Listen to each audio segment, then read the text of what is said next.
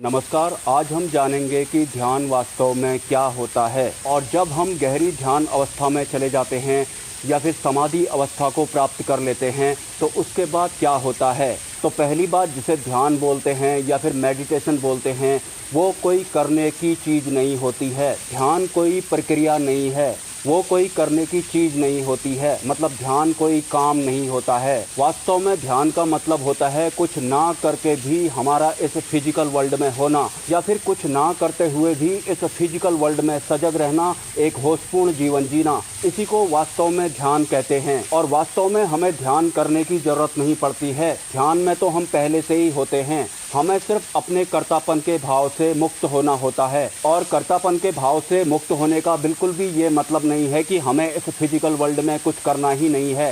वास्तव में हमारे इस फिजिकल वर्ल्ड में कुछ ना करना ही सबसे बड़ा काम होता है, क्योंकि पता नहीं कितनी सदियों पहले से इंसान लगातार एक कर्ता की भूमिका निभाते हुए आया है। और ध्यान की अवस्था में हम अपनी उसी कर्तापन वाली भूमिका से ऊपर उठते हैं, अपने उसी कर्तापन के भाव से मुक्त होते हैं। कर्तापन के भाव को अगर मैं थोड़ा सरल भाषा में समझाना चाहूँ, जैसे कि हम इंसान इस फिजिकल वर्ल्ड में कुछ न कुछ करते रहते हैं, और अगर हम फिजिकली कुछ नहीं करते हैं तो इसका मतलब ये नहीं है कि हम ऐसे बिल्कुल लुप्त अवस्था में पड़ जाएंगे। लेकिन ज़्यादातर लोग जो ध्यान का वास्तविक मतलब नहीं जानते हैं, वो ज़रूर ऐसी सुप्त अवस्था में पहुंच जाएंगे अगर उन्हें ध्यान का वास्तविक अर्थ नहीं पता होगा। तो इस फिजिकल वर्ल्ड में कुछ ना करने के बाद भी हमारा अस्तित्व नहीं मिटता है, या फिर हम एक होशपूर्ण जीवन जीते हैं, इस फिजिकल वर्ल्ड में एक सजग जीवन जीते हैं, उसे ही ध्यान कहते हैं। और जब हम ध्यान की गहरी अवस्था में पहुंच जाते हैं या फिर हमें समाधि घटित होने लगती है, तो उसके बाद हमें स्वतः ही जवाब मिलने लगते हैं। इस समूचे ब्रह्मांड के रहस्य स्वतः ही खुलने लगते हैं। समाधि एक ऐसी अवस्था होती है कि उसके बाद हमें किसी गुरु की ज़रूरत भी नहीं पड़ती है। गुरु की ज़रूरत हमें तब तक पड़ती है जब तक कि हम स्वतः ही घटित होने वाली अवस्था को नहीं प्राप्त कर जाते हैं। और जैसे ही हम स्वतः ही ज्ञान प्राप्त करने की अवस्था को प्राप्त कर लेते हैं तो उसके बाद हमें गुरु की ज़रूरत भी नहीं पड़ती है। जैसे हम कोई साधना करते हैं, लेकिन साधना में हमारी आगे को गति नहीं हो रही है, मतलब स्वतः ही हमें कोई ज्ञान नहीं मिल रहा है, हमें बार बार गुरु की ज़रूरत पड़ रही है, तो अपनी इस ब्लॉकेज से पार पाने के लिए हमें गुरु के शरणागत होना पड़ता है। और जैसे ही हम गुरु के शरणागत हो जाते हैं तो उसके बाद हमारी ब्लॉकेज दूर हो जाती है और हमें आगे के लिए गति मिल जाती है। हमें आध्यात्मिक गुरु की या फिर सदगुरु की ज़रूरत कब नहीं पड़ती है। जैसे कि शुरुआत में हमें कार चलाना नहीं आता है तो हम उसके लिए एक मोटर ड्राइविंग स्कूल ज्वाइन करते हैं, जहां एक टीचर हमें कार चलाना सिखा देता है। जैसे ही हमें कार चलाना आ जाती है तो उसके बाद स्वतः ही हम कार चलाने लगते हैं। दोबारा से हम कभी भी उस मोटर ड्राइविंग स्कूल में या फिर ड्राइविंग सिखाने वाले उस टीचर के पास नहीं जाने वाले हैं। तो जैसे ही ध्यान की अवस्था में हम समाधि अवस्था को प्राप्त कर लेते हैं, हमारे अंतःकरण से स्वतः ही इस ब्रह्मांड के रहस्य खुलने लगते हैं। तो उसके बाद हमें हमारे गुरु की ज़रूरत भी नहीं पड़ती है या फिर सदगुरु की ज़रूरत भी नहीं पड़ती है।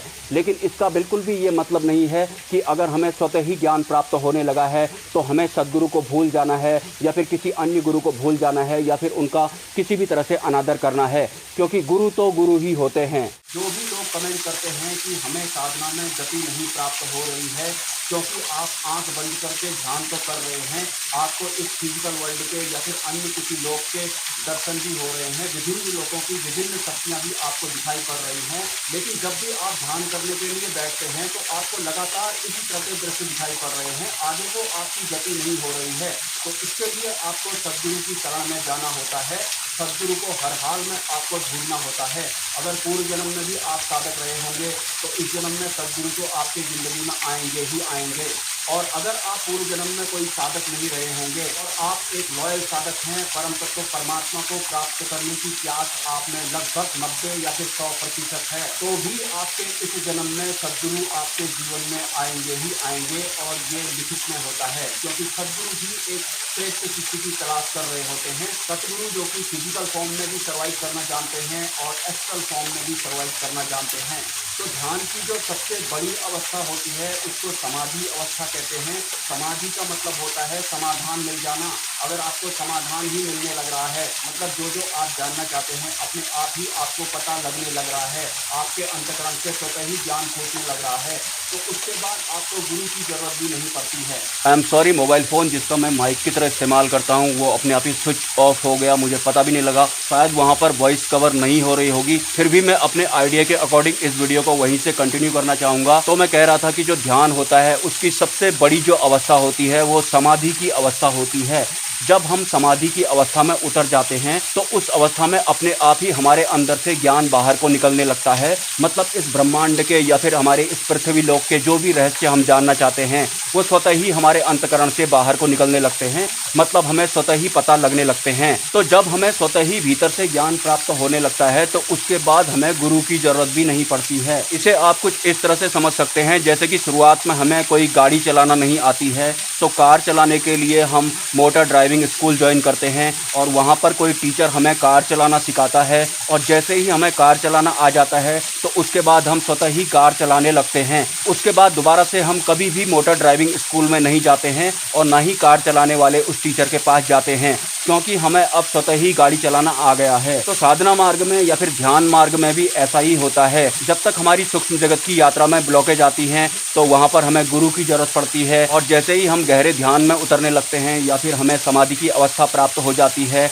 तो उसके बाद स्वतः ही हमें ज्ञान प्राप्त होने लगता है। स्वतः ही हमारे भीतर से इस ब्रह्मांड के रहस्य बाहर को जागृत होने लगते हैं। तो हमें उसके बाद स्वतः ही ज्ञान प्राप्त होने लगता है। तो उस स्टेज में दोबारा से हमें गुरु की ज़रूरत नहीं पड़ती है।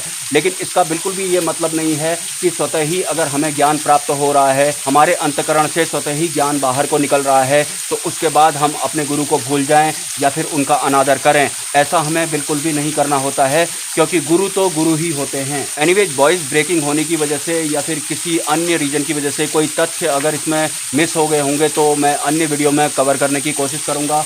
अगर आपके कोई सवाल हैं तो आप मुझे कमेंट कर सकते हैं और अगर आप इस चैनल को सपोर्ट करना चाहते हैं तो इसी वीडियो के कमेंट सेक्शन में आपको UPI ID मिल जाएगा या फिर कम्युनिटी पोस्ट में आपको QR कोड भी देखने को मिलेगा। स्वेच्छा से आप सपोर्ट कर सकते हैं, कोई ज़बरदस्ती नहीं है।